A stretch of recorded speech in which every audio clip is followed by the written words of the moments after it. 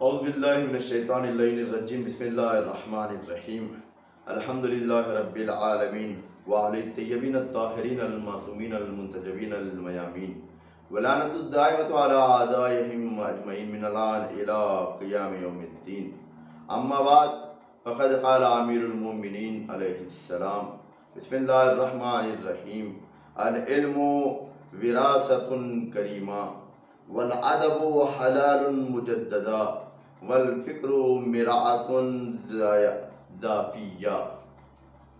مولا کا ناظرین محترم، السلام علیکم ورحمۃ اللہ وبرکاتہ۔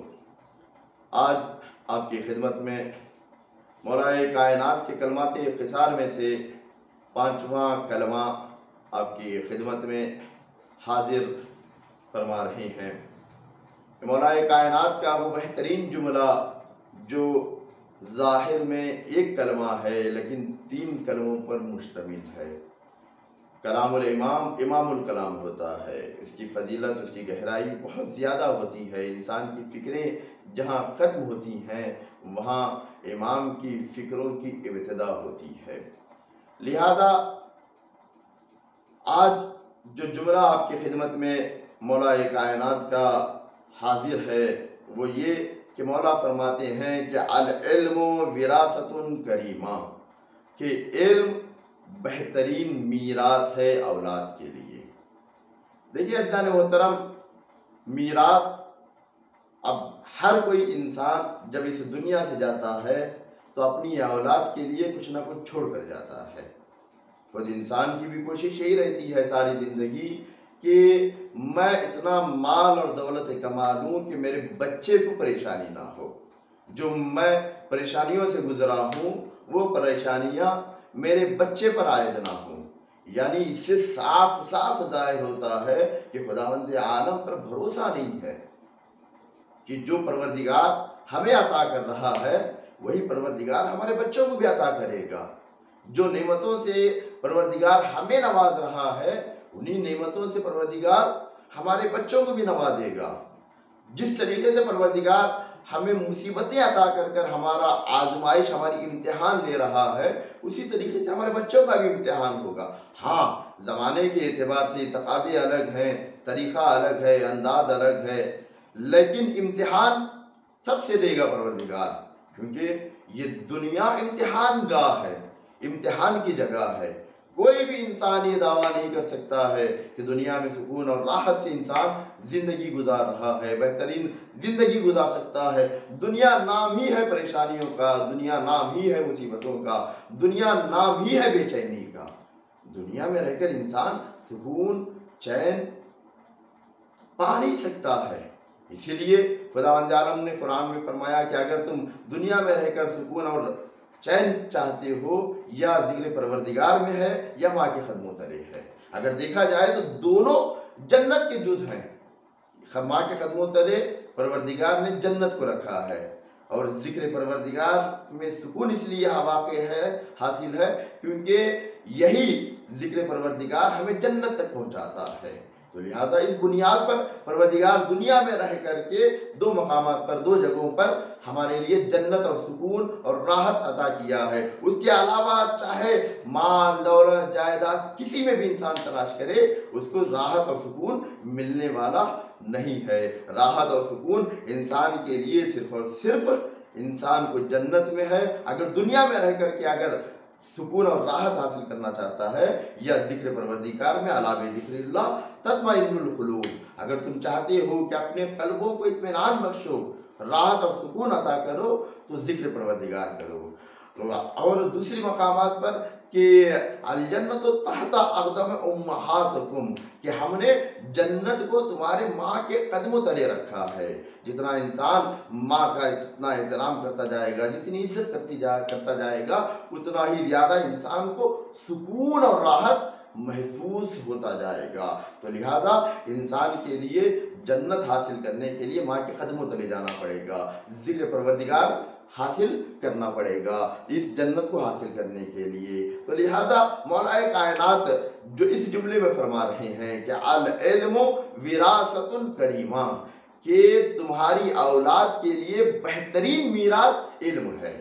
انسان اپنے اس دور میں، اس زمانے میں، اپنے فکر کے اعتبار سے، اپنے زمانے کے اعتبار سے ہر کوئی اب ایک الگ الگ معیار بنا لیا ہے میراث کا، کہ ہم جائیں اس دنیا سے تو میرا بچے کو مال و دولت چھوڑ کر جاؤں، ایک کی فکر یہ ہے کہ جائیداد چھوڑ کر جاؤں، ایک کی فکر یہ ہے کہ تقوی الہی چھوڑ کر جاؤں، ایک کی فکر یہ ہے کہ علم چھوڑ کر جاؤں۔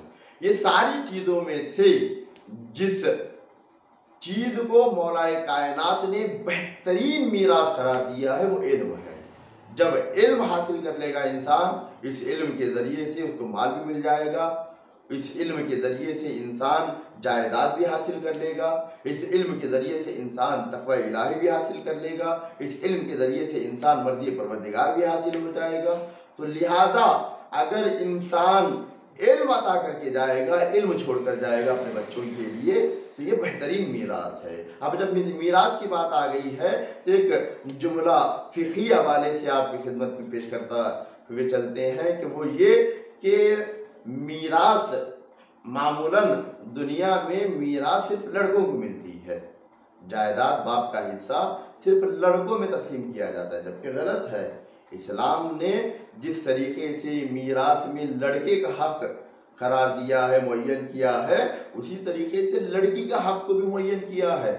لڑکی کا بھی حق ہے میراث میں، لیکن ہم دنیا میں حلال چیز کے ذریعے سے، حلال ذریعے سے حاصل کرتے ہیں، حلال چیز چھوڑ کر حرام چیز کو اپنانے لگے ہیں، کہ جیسا کہ ماحول کے جہیز اور جوڑے کی شکل میں ہم جب لڑکی مانگنے جاتے ہیں تو لڑکی کا میراث نہیں مانگتے ہیں بلکہ جوڑا مانگتے ہیں، جہیز مانگتے ہیں، جبکہ پروردگار نے کہا ہے کہ لڑکوں سے مانگو، اپنی فکروں کو بلند کرو، پستی کی طرف نہیں بلندیوں کی طرف۔ تمہیں میں ایک بہترین میتھڈ دے رہا ہوں، اگر والدین کے پاس جائیداد ہے، مال ہے، دولت ہے تو مانگو، حق ہے تمہارا، میراث کی شکل میں مانگو، جوڑا اور جہیز کی شکل میں نہیں۔ ہر باپ پر واجب اور ضروری ہے کہ وہ اپنے بیٹی کا حق ادا کرے، اپنے بیٹے کا حق ادا کرے، اگر ادا نہیں کر رہا ہے تو روز قیامت اس کا دامن پکڑا جائے گا۔ تو لہٰذا انسان کو چاہیے کہ جس طریقے سے بیٹے کا حق بیٹے کو میراث عطا کرتا ہے، اسی طریقے سے بیٹی کو بھی میراث عطا کرے۔ لہذا انسان کو چاہیے کہ انسان علم حاصل کرے۔ بہترین میراث اپنی اولاد کے لیے یہ ہے کہ انسان اپنی اولاد کو علم عطا کر کے جائے، کیونکہ علم کی بہت زیادہ فضیلت ہے۔ اگر علم حاصل کر لیا انسان تو انسان کمال حاصل کر سکتا ہے، ساری چیزیں حاصل کر سکتا ہے علم کے ذریعے سے۔ لیکن اگر ہم نے اس کو جاہل بنا دیا، ساری دولت لے کر آ کے اس کو انڈیل دیجئے، دولت برباد کر دے گا، باقی نہیں رکھے گا۔ لیکن اگر ہم نے اس کو عالم بنا دیا، علم عطا کر دیا، تو جتنا آپ چھوڑ کر جائیں گے اسی میں وہ برکت کرے گا، اسی میں انسان اس کو اور بڑھوتی لے کر آئے گا اور بلندیوں کی طرف جائے گا، منزلیں حاصل کرے گا۔ لیکن اگر انسان صرف اور صرف اپنے بچوں کے لیے مال اور دولت چھوڑ کر جا رہا ہے تو مال و دولت کچھ دن رہے گی، پروردگار امتحان لے گا، مال کو چھین لے گا، تو اس کے بعد کیا بچا؟ اور انسان جب جاتا ہے تو مال و دولت لے کر نہیں جاتا ہے، علم انسان کے ساتھ جاتا ہے۔ تو لہذا وہ دور، وہ وقت، وہ ماحول نہیں تھا کہ انسان اپنے بچوں کو علم دے سکے، لیکن آج کل کے دور میں، آج کل کے ماحول میں کمپٹیشن ہو گیا ہے کہ علم حاصل کرنا ایک کمپٹیشن ہے، ہر کوئی چاہتا ہے علم حاصل کرنا۔ تو لہذا اپنے بچوں کو علم دیں، علم عطا کریں، علم چھوڑ کر جائیں۔ پیسہ جائیداد جس طریقے سے جو پروردگار آپ کو پال رہا ہے، آپ کو رزق عطا کرنے والا ہے، وہی پروردگار آپ کے بچوں کو بھی دینے والا ہے۔ آپ کیوں بچوں کی فکر کر رہے ہیں؟ اس کا مطلب یہ ہے کہ ہمیں خدا پر بھروسہ نہیں ہے، خدا پر یقین نہیں ہے، جو پروردگار خود کہہ رہا ہے کہ ہم تمہیں عطا کرنے والے ہیں، ہم تمہیں نوازنے والے ہیں، لیکن انسان خداوند عالم پر بھروسہ نہیں کر رہا ہے، جس کی بنیاد پر انسان اپنی اولاد کے لیے صرف یہی تصور کرتا ہے کہ مال اور دولت چھوڑ کر جاؤں۔ اس حوالے سے کہ علم انسان کو معیار اور بلندی عطا کرتا ہے، خود پروردگار قرآن میں فرماتا ہے کہ قُلْ هَلْ يَسْتَوِي الَّذِينَ يَعْلَمُونَ وَالَّذِينَ لَا يَعْلَمُونَ، اے رسول ان لوگوں سے کہہ دو کہ جو لوگ جانتے ہیں اور جو لوگ جاہل ہیں کیا دونوں برابر ہو سکتے ہیں؟ ہرگز نہیں، دونوں برابر نہیں ہیں۔ عالم کا معیار الگ ہے، جاہل کا مقام الگ ہے۔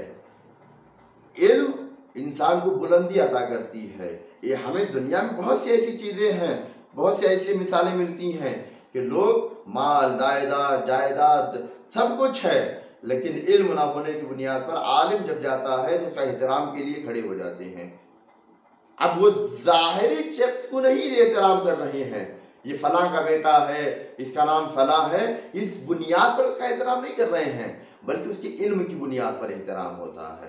اس سے پتہ چلتا ہے کہ علم انسان کو عزت دیتا ہے، علم انسان کو معیار عطا کرتا ہے۔ تو لہذا علم کے حوالے سے خداوند عالم فرما رہا ہے کہ جو جاہل ہیں اور جو عالم ہیں وہ دونوں کبھی برابر نہیں ہو سکتے ہیں۔ عالم کی فضیلت الگ ہے، مقام الگ ہے، جاہلوں کا مقام الگ ہے۔ جاہل پستیوں کی طرف جاتا ہے، عالم بلندیوں کی طرف جاتا ہے، لیکن حقیقی عالم وہ جو بلندیوں کی طرف جاتا ہے۔ اور دوسرے مقام پر مولا کائنات فرماتے ہیں کہ الجہل اصل کل شر، جان لو کہ جہالت ہر برائی کی جڑ ہے، ہر برائی کی جڑ وہ جہالت ہے۔ جاہل ہونے کی بنیاد پر انسان گناہوں کی طرف جاتا ہے۔ تو لہذا انسان کو چاہیے کہ انسان علم حاصل کر لے تو ایسی صورت میں گناہوں سے محفوظ ہو جائے گا، پستی سے بلندی کی طرف آئے گا۔ مولا کائنات اسی چیز کی طرف اشارہ کر رہے ہیں کہ العلم وراثۃ الکریمہ، کہ علم ایک بہترین میراث ہے۔ اور دوسرا والادب حلل مجددہ، واقعاً اللہ اکبر، ادب انسان کے لیے بہترین لباس ہے۔ بہترین لباس انسان کے لیے یہ نہیں ہے کہ ریشمی کپڑا پہن لیا، یہ نہیں ہے کہ بہترین سے بہترین قیمتی لباس پہن لیا۔ جو 10-15 ہزار کا لباس پہن رہا ہے اس کی بھی زندگی گزر جائے گی، جو 400-500 روپے کا لباس پہن رہا ہے اس کی بھی زندگی گزر جائے گی۔ جو بلند قیمت کا لباس پہن رہا ہے لیکن اگر اس کے اندر حیا نہیں ہے تو وہ بدتر ہے، لیکن کوئی معمولی کپڑا پہن رہا ہے اگر اس کے اندر حیا پائی جاتی ہے تو وہ بلندر ہے۔ لوگوں کی نگاہ کی طرف نہ جائیں کہ لوگ ہمیں دیکھ کر تعریف کریں، لوگ ہمیں دیکھ کر ہماری تعریف بیان کریں گے کہ دیکھو کتنا بہترین لباس پہن کر جا رہا ہے، کتنا اچھا لباس پہن کر جا رہا ہے۔ لیکن لباس لباس ہے، اگر حیا ہے تو بہترین ہے، چاہے قیمتی ہو چاہے کم ترین ہو۔ لیکن اگر حیا نہیں ہے تو ایسی صورت میں مہنگا لباس پہن کر بھی اس کے لیے بدتر ہے۔ اسی لیے جب حج کا موقع آتا ہے تو انسان کو پروردگار کہہ رہا ہے کہ تو میرے دربار میں آ رہا ہے، بہترین لباس، اچھا رنگ کا لباس، ہمیں یہ نہیں چاہیے، یہ ساری چیزیں کنار رکھو، سفید لباس پہن کر آؤ۔ یہ حج کے مقام پر۔ اب جب قبر میں جاتا ہے انسان تو ریشمی لباس، بہترین لباس، رنگ کا لباس نہیں، یہ ساری چیزیں کنار رکھو، یہ دنیا ہی میں تھی، یہ میرے نزدیک نہیں ہے، معیار نہیں ہے، تم سفید لباس پہن کر آؤ۔ قبر میں بھی سفید لباس، حج کے موقع پہ بھی سفید لباس۔ یہ پیغام دے رہا ہے پروردگار، اے انسان زندگی گزر جائے گی، وقت کٹ جائے گا، لیکن تمہیں بلندی اور معیار لباس کی وجہ سے نہیں ملتی ہے، تقوی کی وجہ سے ملتی ہے۔ بہت سی ہمیں تاریخ میں واقعات ملتے ہیں کہ پھٹا پرانا لباس پہن کر وہ عظیم بن گئے جن کا نام آج بھی باقی ہے، جو شاہ بادشاہ تھے، تخت و تاج رکھتے تھے، تختوں پر بیٹھتے تھے، بہترین لاکھوں کروڑوں کا لباس پہنتے تھے، ان کی قبر کا آج کہیں نشان نہیں ملتا ہے۔ تو معیار پتا چلا پروردگار کے نزدیک لباس نہیں ہے، انسان کا عمل، انسان کا ادب، انسان کا کردار معیار ہے کہ جو انسان کو بلندی عطا کرتا ہے، جو پروردگار سے قریب کرتا ہے۔ تو لہذا خود مولا کائنات نے یا سب کچھ چھوڑیے کہ جو ساری دنیا کی ملکہ تھی اس کے چادر پر کئی پیوند تھے۔ کیوں؟ کیا وہ چاہتی تو بہترین سے بہترین چادر نہیں پہن سکتی تھی؟ آج کل کا ماحول، آج کل کے دور میں جو کمپٹیشن ہو گیا ہے عورتوں میں کہ اگر وہ کوئی اسٹال اچھا پہن کر آئی ہے تو اس سے اچھا اسٹال ہمارا ہونا چاہیے، کوئی چادر اچھی پہن کر آئی ہے تو اس سے اچھی چادر ہماری ہونی چاہیے۔ اگر کوئی لباس پہن کر آئی ہے تو اس سے اچھا لباس ہمارا ہونا چاہیے.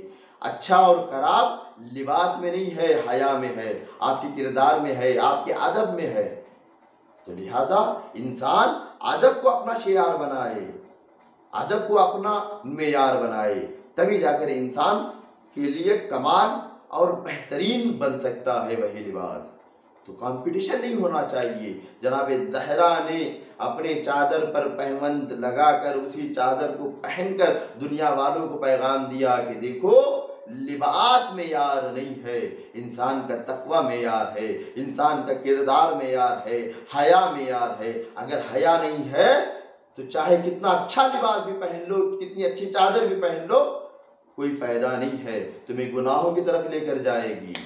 لیکن اگر یہی تمہارے اندر حیا پائی جائے گی تو تمہارا لباس چاہے کیسا بھی کیوں نہ ہو لیکن تم عظیم بن جاؤ گے. خود رسول اکرم فرماتے ہیں کہ والدین کے کچھ حق ہیں اپنے بچوں پر.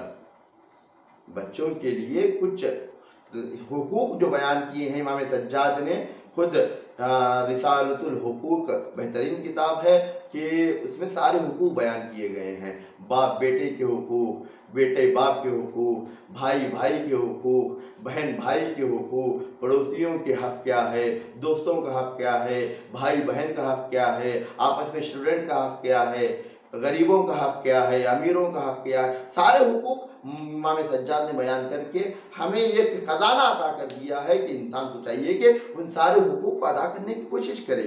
تو اب یہاں پر یہ رسول اکرم فرماتے ہیں کہ دیکھو باپ بچوں کے حقوق، باپ کے پر کچھ باقی ہیں، باپ کے اوپر کچھ بچوں کے حقوق ہیں. اس میں سے فرماتے ہیں کہ حق الولد علی الوالدین یحسن اسمہ و یحسن ادبہ. اللہ اکبر.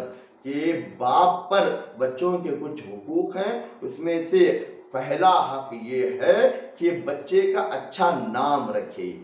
اس کے بعد دوسرا حق یہ ہے کہ اپنے بچوں کو اچھا ادب سکھائے.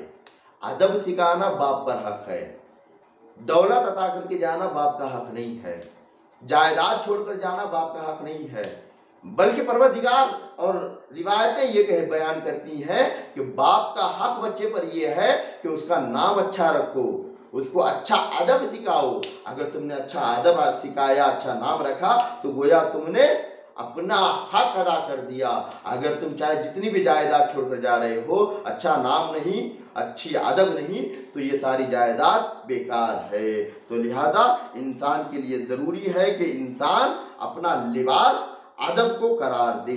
ادب بہترین لباس ہے انسان کے لیے. اور آخری جملہ مولا کائنات کا اس کلمہ خسار میں سے، پانچویں کلمہ میں سے، کہ مولا فرماتے ہیں کہ والفکر مرآۃ ضافیۃ، کہ بے شک واقعاً انسان کی فکر انسان کے لیے بہترین آئینہ ہے.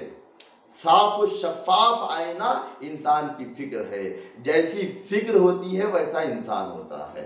جس طریقے سے ہمیں صاف آئینہ ہمارے چہرے کے اچھائیوں اور برائیوں کو بیان کر دیتا، بتا دیتا ہے کہ ہمارے اندر کہاں نقص ہے، کہاں اچھائی ہے، کہاں خوبصورت لگ رہے ہو. کس طریقے کی مانگ کرو گے تو تم خوبصورت لگو گے، کس طریقے کا میک اپ کرو گی تو تم خوبصورت لگو گی.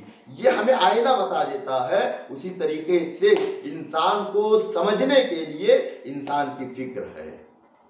سارا انسان کا دار و مدار انسان کی فکر کے اوپر ہوتا ہے. اگر فکر اچھی تو انسان اچھا، اگر فکر بری تو انسان برا. مولا کائنات کا قول ہے کہ انسان کو پہچاننے کا معیار انسان کی فکر ہے. اگر فکر اچھی ہے تو انسان کی عادتیں بھی اچھی ہوں گی. اگر فکر خراب ہے تو انسان کی عادتیں بھی خراب ہوں گی. عقل ایک ایسی قوت ہے جس سے خیر اور شر کو جدا کیا جاتا ہے. روایتیں بیان کرتی ہیں کہ عقل کے ذریعے سے اچھی اور بری چیزوں کو جدا کیا جا سکتا ہے. عقل کے ذریعے سے حق اور باطل کو جدا کیا جا سکتا ہے. یہ معیار ہے، یہ فضیلت ہے حق کی، کہ ہاں جو فکر کی، عقل کی، کہ انسان کو جو مولا کائنات جو یہ قرار دے رہے ہیں کہ عقل انسان کی بہترین آئینہ ہے، किस चीज़ की बुनियाद पर? इसलिए क्योंकि अक्ल इंसान को जो है अच्छाई और बुराई में तमीज़ पैदा करवाती है कि अच्छी चीज़ क्या है, बुरी चीज़ क्या है। ये अक्ल की बुनियाद पर हक और बातिल में तमीज़ पैदा करने वाली चीज़ यही अक्ल है। अक्ल के ज़रिए से इंसान तमीज़ पैदा करता है कि कौन सी चीज़ अच्छी है और कौन सी चीज़ बुरी है। कि और रिवायतों में ये भी बयान किया गया है कि अक्ल एक नूर है जो जमाल हक को नुमाया करता है, जो हक को जाहिर करता है और उसे बातिल और बुराई से दूर रखता है। नूर जहां पर होता है वहां बुराई और बातिल का कहीं ना कहीं पर हिस्सा नहीं होता है। तख्त और ताज को पूरी तरीके से जड़ से खत्म करने वाली चीज जो बुराई और बातिल को, वो है अक्ल। जितना इंसान की अक्ल बुलंद होगी उतना इंसान बुलंद होगा।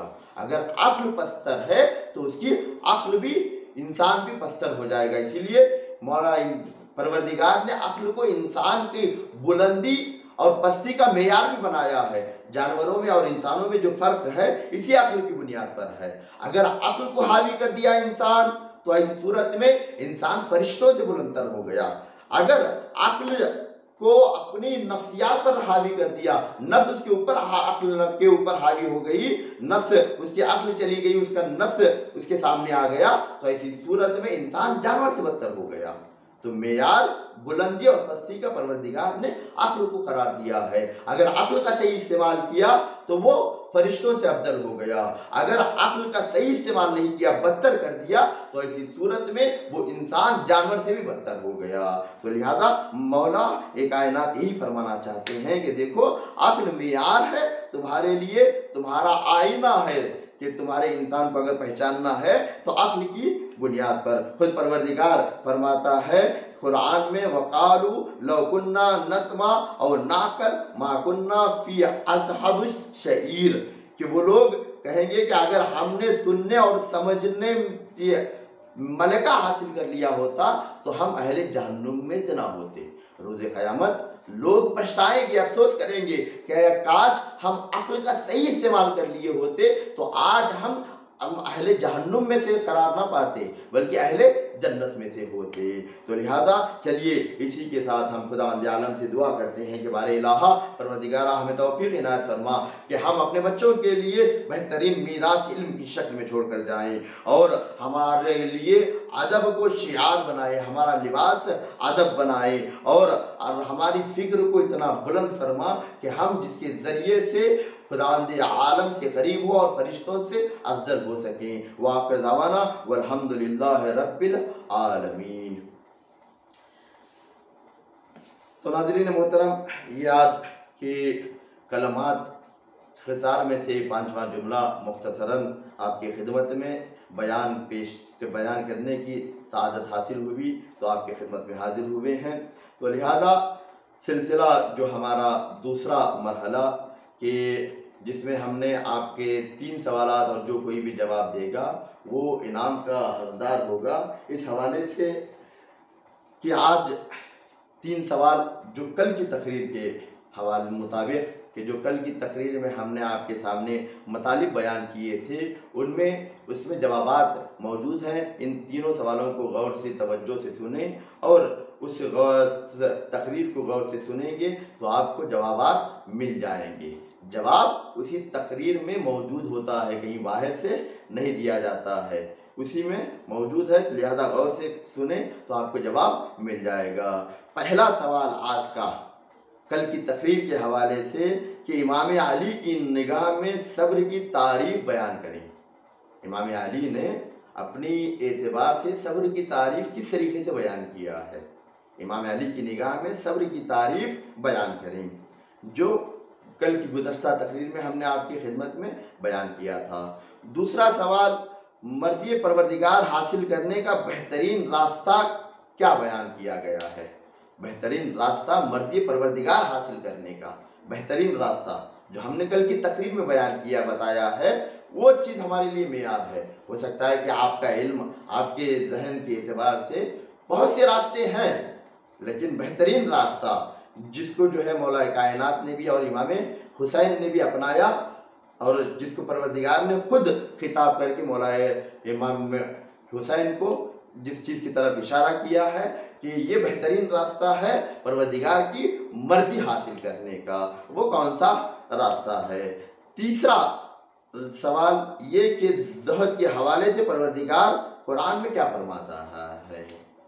तीसरा सवाल कि ज़ुहद के हवाले से परवरदिगार कुरान में क्या फरमा रहा है। तो लिहाजा जो कोई भी ये जवाबात हम तक पहुंचाएगा, इंशाअल्लाह उनके नंबरात हमारे पास महफूज रहेंगे और वो इनाम के हकदार होंगे। लिहाजा आपके सजेशन की बुनियाद पर क्या आपने हमें ये मैसेज और सजेशन दिया है कि 8 से 8:30 बजे का जो वक्त है मामूलन वो अफ्तार का वक्त है, उसमें वक्त नहीं मिल पा रहा है, उसी दरमियान जवाब देने के लिए थोड़ी सी देर हो जा रही है, तो लिहाजा वक्त को बढ़ाएं या वक्त को बदलें। तो अक्सर हमें ये पैगाम मिल रहा है, तो लिहाजा आपके इस सजेशन पर अमल करते हुए इदारे और अली नगर टीवी के साथ गुफ्तगू करके ये नतीजे पर पहुँचे हैं कि आज से जवाबात का वक्त 8:30 बजे से 9 बजे तक है। 9 बजे तक जो भी जवाब देगा उसका जवाब काबिल कबूल होगा, क्योंकि वक्त जो 8:30 बजे तक का था वो अफ्तार का वक्त था। हम आपके और अफ्तार के दरमियान हायल होना नहीं चाहते हैं, आप सुकून से अफ्तार नहीं कर पा रहे हैं, जिसकी बुनियाद पर हमने वक्त को बदल कर 8:30 से 9 बजे तक कर दिया है कि जब तक मामूलन अफ्तार इंसान कर लिया रहता है। तो लिहाजा आप हम तक जवाबात पहुंचाएं। हम आपके कॉपरेट का बहुत बहुत शुक्रगुजार हैं कि आप हमारे साथ बेहतरीन कॉपरेट कर रहे हैं। आपसे गुजारिश है कि माहौल हालात बहुत नासाजगार हैं, आप अपना ख्याल रखें। जो शिआर हमने चलाया है बचो और बचाओ, इसको ये जहन में रखते हुए सैनिटाइजरिंग, हाथ को बार बार धुलना और मास्क का इस्तेमाल ज़रूर करें ताकि हम इस कोरोना जैसी वबा से महफूज रहें और दूसरों को भी बचाएं। तो लिहाजा आप इस चीज़ की तरफ तवज्जो करें कि माहौल वक्त दिन ब दिन बिगड़ते जा रहे हैं, हालात ख़राब हैं। तो लिहाजा आपसे गुजारिश है कि आप जो गाइडलाइंस हैं हुकूमत के उस पर अमल करते हुए खुद भी बचें और दूसरों को भी बचाएं। तो आपसे गुजारिश है कि आप अपने ज़र्रीन मशवरात हम तक पहुँचाएँ ताकि हम इसी तरीके से, अगर आपका कॉपरेट रहा, आपकी मदद रही, तो बेहतर से बेहतर तरीके से आपकी खिदमत करने की कोशिश करेंगे। आखिर में इस चैनल को लाइक, सब्सक्राइब और शेयर करना ना भूलिएगा ताकि हम आपकी अच्छी सी बेहतर तरीके से खिदमत कर सकें, दूसरों तक ये लिंक पहुंचाएं, शेयर करें ताकि वो भी इस चैनल के ज़रिए से एक बेहतरीन रास्ता जो हमने हमवार किया है और आपने मिलकर इसके ज़रिए से कि उनकी भी मुमकिन है कि कोई एक जुमला उनके दिल में उतर जाए और वो राह हिदायत तक पहुँच जाए। वाखिर दावाना वल्हम्दुलिल्लाहि रब्बिल आलमीन।